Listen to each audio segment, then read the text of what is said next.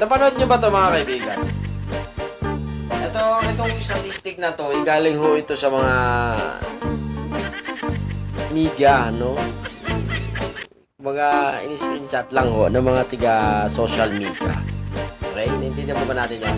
Tignan nyo, bloodless pero mas epektibo tatak PBBM. 43 billion ha? Ang nakolekta droga, hindi man nakolekta, nakumpiska halaga ng droga sa loob lang ng 3 taon. Okay? Ito naman si Digong, ha? Talagang ano to ha, yung lantarang pagpatay sa mga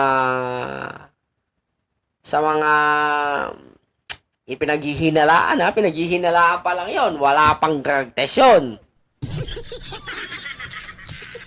14 billion lang, 3 taon din. Wala pa nga eh. 14 billion lang.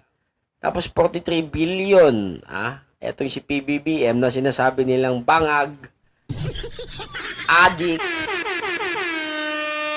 kung ano-ano na lang. Tapos, eto, 43 billion. Nasaan naman ang katarungan dun mga DDS? Napakawalang hiya nyo naman.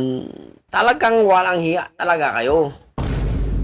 Kung papaniwalaan nyo pa yung mga datos na putang ina, bullshit na bullshit lang, ang inang yan, bahala kayo sa mga buhay nyo, mga putang ina nyo. Tingnan nyo, PBBM drug war, high profile drugs with tutugilisin ng bloodless.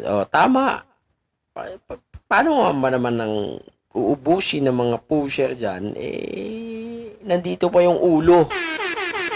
Sige nga. Ay, nako. Sige na, magandang araw.